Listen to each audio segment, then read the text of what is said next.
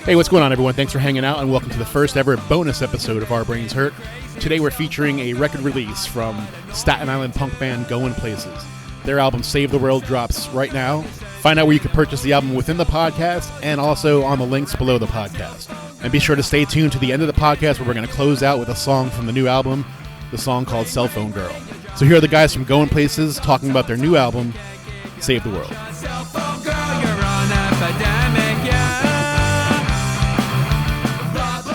Tonight we're talking to Richie, Frank, and Victor from Goin Places, Staten Island punk rock band. So their new album, Save the World, comes out today. Let's go around the room, kind of like an awkward first day of class, and just introduce yourself and tell us what you do in the band. But yeah, sure. You want to go first, Victor? Sure. I'm Victor. I'm the drummer and one of the singers in the band, and that's it. Loving this. I'm Richie Holes. I'm the guitarist and one of the vocalists in the band as well. Yeah, we're very excited about the new album. Cool. I'm Frank. I'm the bass player of the band. Sweet. Nice and simple. I'm also a bass player too, and that's all I would have to say as well. Yeah. No one wants to hear from a bass player. Do you guys have like a main songwriter, or is it all pretty collaborative? Lately, it's myself and Victor. If you go back a couple of albums, and Frank too. I mean, yeah, it depends on which song. Yeah, it's changed from album to album. This new one was all Richie, but prior to that, yeah, like Richie said, it was collaborative. The first record going back like 20 years ago was a lot of the three of us writing stuff together at practices, and then as it progressed, it got a little bit more separate and people bringing in songs to the band and stuff like that. You guys are you guys all originally from Staten Island? Yep. Yeah. Oh, cool. So you all grew up there. Yeah, grew up here. Wasn't born here, but just 2 years I lived somewhere else. Yeah, I was born in Brooklyn, cool. But I just know. Same here. Yeah. Yeah, I was born in Brooklyn too. Yeah. So we were all the born in progression Brooklyn usually is Brooklyn to Staten Island and then to New Jersey, but none of us have made the leap to New Jersey yet. You made the Verrazano, but haven't gone. Exactly. Yeah. Cool. Right. My family is from the Bronx, and I have family out on Long Island too. So I'm constantly driving through Staten Island to get to Long Island. Yeah. That's what most people do. Yeah. They don't stop. Yep. So what kind of punk scene was there when you guys were growing up, and what made you guys kind of gravitate to punk rock?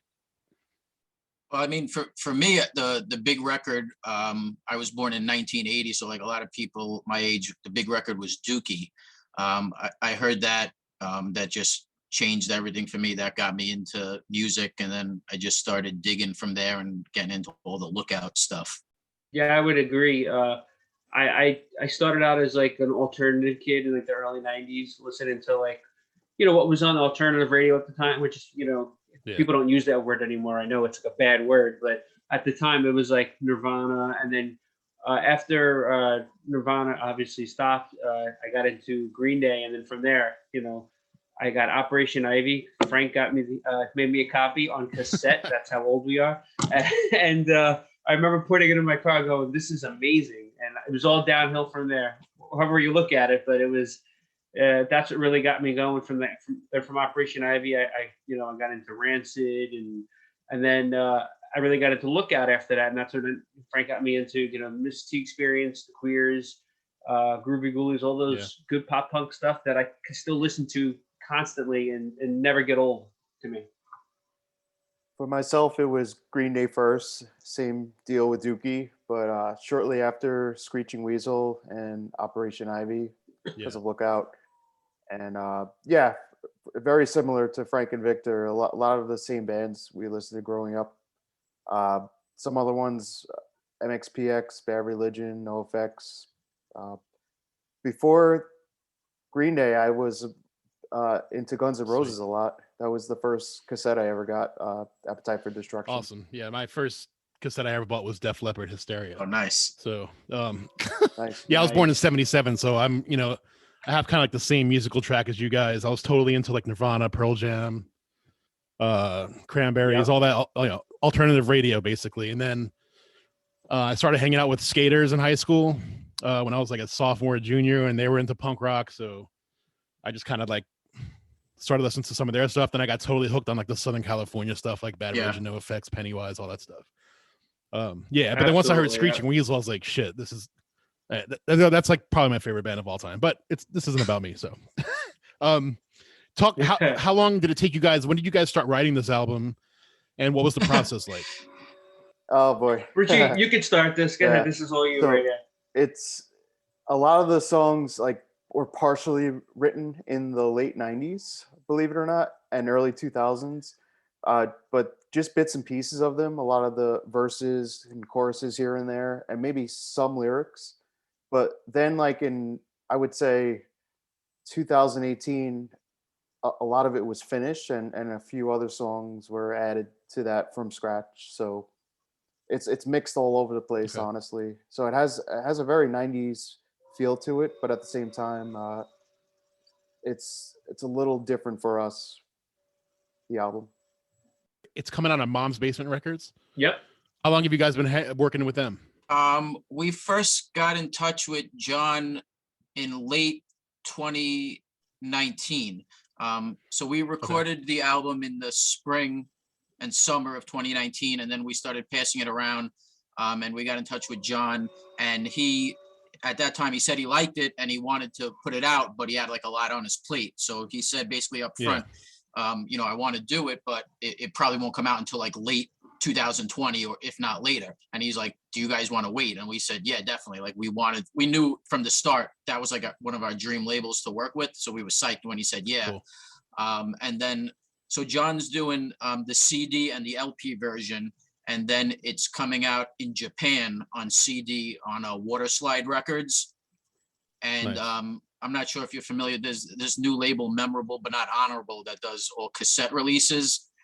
It's a relatively new label. This guy Henry started it up, I think in like June or July. But he's done a lot of cool stuff. Like he did the new Screeching Weasel album. He did the new Mangies album. Oh, nice. So he's going to be putting it out on tape as well. Cool. Yeah, so we got a nice team working on it with us. Yeah, we said all we need is 8-track and we cover everything. Yeah. That's right. Yeah.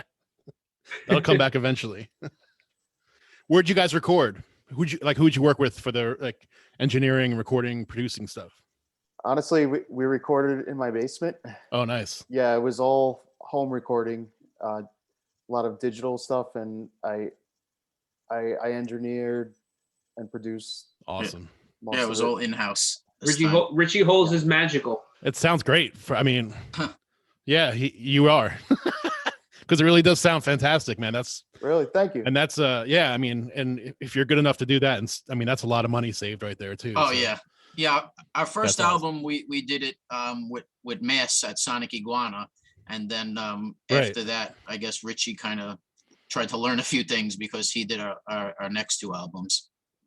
Yeah. Oh, cool. Yeah, for my band, my singer guitarist has his own recording studio. That's where we practice. So I've also never had to really like worry about paying for recording. It's expensive. It was very expensive. Let me tell you. It is. And then like the vinyl is crazy expensive. It's just like, it's not cheap to put out a record, man. I mean, you could throw it on Bandcamp for free, but you don't get the same distribution, and it feels real when there's a physical product. How'd you guys get hooked up with Mass? And I know that Joe Queer did a cameo on your first album too. Like, how'd you guys hook up with the two of them? That was just, we had recorded 2 demos back then. Mm-hmm. And we were just handing them out, playing shows. I don't even know if we were selling them at that point. I think we were just giving them out. No, I think we were just giving them out. Yeah, I don't think we were selling them. And they sounded like complete shit, these demos. Like that was real recorded. Basement. Yeah, that was basement recording. Oh, was yeah, that 8-track or a 4-track? I don't remember. It was bad. It was not great quality. Actually, it was pretty crappy. It was a digital 8-track too, but it still sucked. But yeah, so we had those demos, and one of my friends said, you should send this to Mass because this sounds like all the bands he records. And I said, yeah, but he only works with real bands. And he's like, well, what could it hurt? So I sent it to him, and he surprisingly wrote back, and he said, you guys have some good songs. I'd like to work with you. So that's how that got hooked up. And while I was doing that, I also had mailed the demo to Joe. At that point, I don't think I had ever spoken to him, but we wrote back and forth letters a few times. And then one day I was, still living at home in my parents' basement, and my phone rang, and it was Joe Queer waking me up when I was sleeping on my mom's couch in the basement. And we started bullshitting.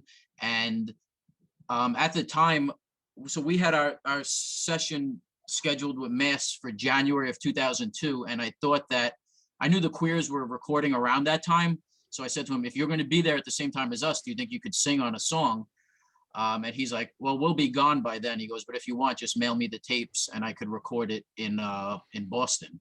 So that's, or not in Boston, but in New Hampshire. And that's what he ended up doing. Yeah, he's a good guy. Like he's very approachable, and I know that, I mean, the first time that I met him, it was like, it's fucking Joe Queer. But then you talk to him, it's just like like now I kind of just email with him here and there. But back in the day when I would like call him on the phone, I'd almost feel bad. Like I'd want to just ask him a quick question, and then he'd keep me on the phone for an hour. Yeah, you know what I'm saying? And like he was always good to us. He hooked us up with shows. He let us open up for the Queers. I saw when he was on your show, he invited one of you guys to his house for Thanksgiving, right?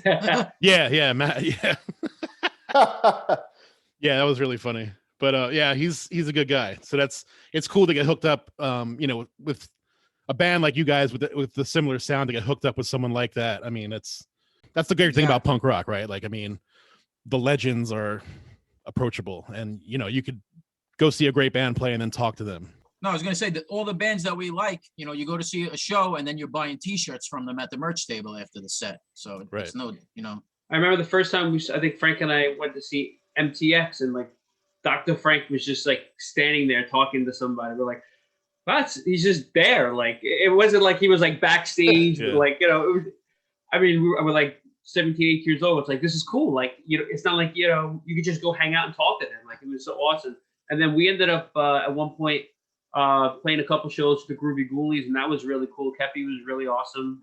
And, it's like you said, it's a cool community that you could feel comfortable just to like walk up to somebody, start talking to them, and you don't feel like a fanboy or anything. It's just like hanging out like it's nothing.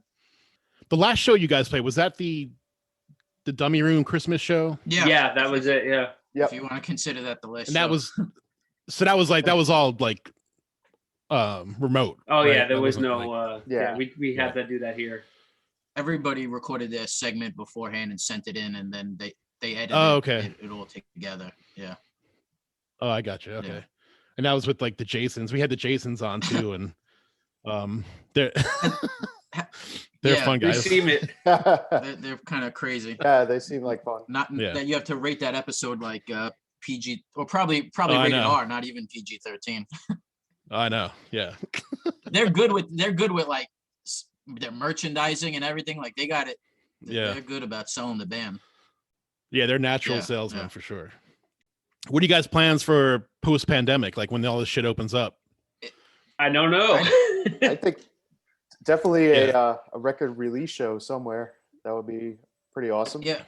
It's tough to plan anything right now. You know what I mean? Like it's a rough spot because we want to promote this record as much as we can, because all these labels that we're working with have done so much and are working hard and helping us out. But, right now it's kind of sad, but like, posting on Instagram and Facebook and doing podcasts like this is kind of the extent of what we can do.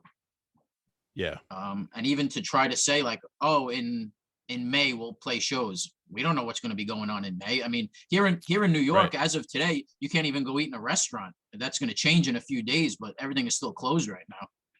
And it's tough because like all the bands that there's gonna be such a backlog of people trying to play shows because of all the tours and shit that were canceled last year are probably gonna get like first billing, and then so it's probably really gonna be not until 2022 till it kind of gets back to normal as far as like booking and stuff goes. No, I agree. I mean, I think Richie said, the first goal would be to have a record release show, but we're releasing our album now, and it could be 6 months to a year where we can have that real show when there's more than 5 people out in a room. We would each have to stand 6 feet apart while on stage while wearing our mask singing. So I mean, I don't want to do that either. You know what I mean? Like I want to be able to feel comfortable enough to be able to get on the stage, play, and not worry about whatever. So I don't know when that's going to be. Right. But the good thing though is we're used to playing punk rock shows with punk rock bands. So if it has to be a show where only 5 people there, it wouldn't seem that much different to us. Yeah. Yeah, I would love to play a show with 5 people right now. We're looking forward That'd be to awesome. Yeah, my band has been social distancing for 5 years, so we're good. Yeah, exactly. You guys were ahead of the curve. Right. Yeah, We're pros. it's the truth though. Like, you know what I mean? We're used to it. What are some of the venues you guys play with? Do you guys play in Staten Island a lot, or is it like you go over to Manhattan, or is it kind of like a mix? We've done both. But Lately, it's mostly Staten Island lately. Well, lately, but in the past, we did do a mix, but that was in the early 2000s, I would say, to mid 2000s. Yeah, we played CB's a bunch of times. The Continental, the Continental, all those type of places. So we played all the places you'd think you'd want to, but they're not there anymore. Right. Yeah. Yeah. Everything's shut down. Yeah, and a lot more places are shutting down now, which sucks. But now, like the places that are left in the city, like for punk shows, are most of them are kind of bigger, like Webster Hall. Like, if Screeching Weasel would come through, they would play Webster Hall. We're not playing Webster Hall. Yeah, Urban Plaza or something like that. We're not Urban Plaza. We're not filling like 2,000 people. Not that I wouldn't want to. But, Yeah, I saw Bad Religion at Urban Plaza. Yeah, I've seen that there too. I'm sure it was the same show we were at one point. Probably, yeah. I went to Iona College in New Rochelle, like for my first 2 years of school. So I used to come down into the city a lot to see shows, but it was good times. There used to be a great place in the city, Coney Island High. I love that place. I never went there. Yeah, that was like it was on St. Mark's, right? It was on St. Mark's, Yeah. I think. Yeah, I remember seeing Rancid there, like a surprise show. I saw MXPX like 3 times there in like 6 months or something like that. It's like our high school days, right? Yeah, exactly. The Queers there a couple. I remember a show. We were at the Halloween show. We saw the Queers play. I forgot who opened for them. And then it was the Queers, Mr. T Experience, and the Parasite. That's right. That was a crazy show. And didn't the bassist drop their bass on one of our heads? I can't remember now. On your head? On my head, right? That's why you can't remember it. Yeah, that's why. That's it. We were standing by the stage, and his bass fell, and it cracked me in the back of the head. Oh, man. Right. That's how close you can get. It was that cool, that place. Yeah. Now, Coney Island High was great, but it's long gone now. I mean, that was late 90s, I think. The last show I saw there, I think, was they used to do birthday parties with Joey Ramone in the late 90s and early 2000s. And I remember seeing Ronnie Spector play at Joey Ramone's birthday party. That was really awesome. Yeah, that was probably like 99 or something like that. That was one of the last times I was in that place. So talk about where people can pick up the record. So yeah, the labels that we mentioned, for if you want it on vinyl or if you want it on CD, you go to Mom's Basement Records. They have their big cartel page. Everything will be there. If they want to get the cassette, by the time you're hearing this, the pre-order would have already started. So the cassette is at mbnhtapes.com. And then anyone over in Japan could get the CD from Waterslide. And then there's going to be different like distro sites that are going to have it too. Like John at Mom's Basement works with Endless Detention Records in Australia. So they're going to have copies in a few weeks. But yeah, basically, if you go to our website or our Facebook page, you could get all the links there. And also digitally, you can find it most. Like Spotify is going to have it. They already have some of our singles, I believe. And we actually put out I guess, what do you call that? A 7-inch? I don't know what you consider that. We put out is that what we call it? I don't know. I'm not a vinyl guy. I don't really know. I'm sorry. I'm that guy. But called Better Things to Do, and that's already out and available. So check that out also. Cool. Do you guys have any tour plans or anything, or can you guys not really? I can't tour because I have a job and a family. So, but what about you guys? I mean, we don't have obviously no plans right now because of COVID and everything, but I think even when everything opened up, we would like to try to play some out of town shows here and there. But I think we're in the same boat as you. Like, it's not happening for a month at a time. Right. Yeah. Like it would have to be like a long weekend or something. Maybe do go to some location other than New York and, have to drive there and come back. Cool. Yeah. Like John at Mom's Basement has already approached us about doing some like out of town shows and some big things that he's trying to work on, but everything is just up in the air. You can't plan anything. It's such a weird time right now. Yeah. Have you guys been staying relatively safe? Have you any of you got COVID or anything, or you've been? Oh, thank God. That's cool. Good. Haven't gotten And it. I'm very happy to say I've been all right. Yeah.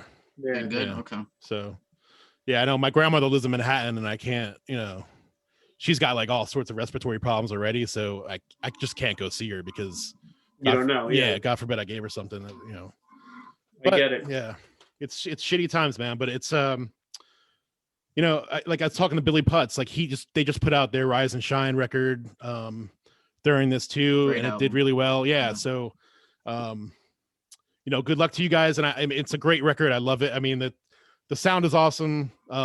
Again, I can't believe you guys did it in your basement digitally. It's really, really cool. So congrats again on that, man. Thanks a lot. Thank you. Yeah, so definitely go be sure to pick it up. And I will add the links to the bottom of the podcast. Sweet. Awesome. Thanks. Yeah. So you guys have any last thoughts? Any last things you want to put out there? Well, I just want to, thank you for having us. And really, I just hope everybody enjoys it as much as we had fun making it. Because I think this was one of the more enjoyable times making this album. Not that the other times weren't, but this was just like no pressure type of thing. Like it was a lot of fun. And, other than Richie telling me, sing that again. That wasn't the right note. Other than that, it was great. Yeah, for me, thank you for having us, of course. And we are very excited about Save the World, and we hope everybody loves it. We had a great time recording it, like Victor said. It's been too long since we released an album, so Yeah, 9 years. it's even Hopefully the next one won't take another 9 years. Yeah. even more exciting for Cool. that reason. Yeah, so Yep. So thanks to anyone that's checking this out, and want to thank all the labels, Mom's Basement, Waterslide, and Memorable but Not Honorable, because they've been working their asses off for the past year getting everything in order for this. So we're psyched. We're ready to go. Cool, man. And I'd love to have you guys on again. Like once, everything opens up and you guys are about to play a show or something. We'll have you on for like a full podcast or whatever. And, Sweet. have a little That more would be fun. awesome. Yeah. that would be great. But, Thank you Sounds so good. much. yeah, no problem, guys. Take care and stay safe. You too. You too. All right, man. Thanks. Talk to you Thanks, Yeah, soon. later. Later. Bye. Take care. Thanks again for hanging out, and be sure to pick up that record. And as promised from the very beginning of the podcast, here is a song off of that album. This is on Goin Places, Save the World. This is Cell Phone Girl. Thanks for hanging out. Cell phone girl, you won't put your phone down. Cell phone girl, you're making me crazy. Cell phone girl, you're hot but annoying too. Cell phone girl, you're sending emojis. Cell phone girl, you're talking over everyone. Cell phone girl, you're hot but I can't stand you.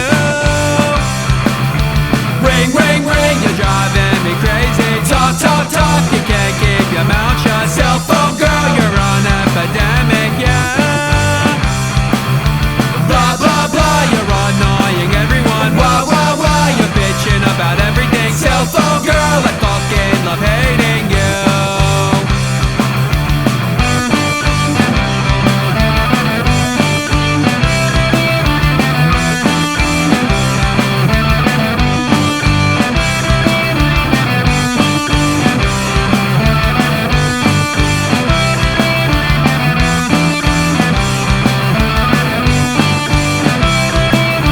Cell phone girl, you're pissing on people. Cell phone girl, you're making a fucking scene. Cell phone girl, your looks are your saving grace. Cell phone girl, you're almost out of battery. Cell phone girl, of course you got a USB cable. This will go on for eternity, yeah. Ring, ring, ring, you're driving me crazy. Talk, talk, talk, you can't keep your mouth shut. Cell phone girl, you're an epidemic, yeah. Blah, blah, blah, you're annoying everyone. Wah, wah, wah, you're bitching about everything. Cell phone girl, I fucking love hating you.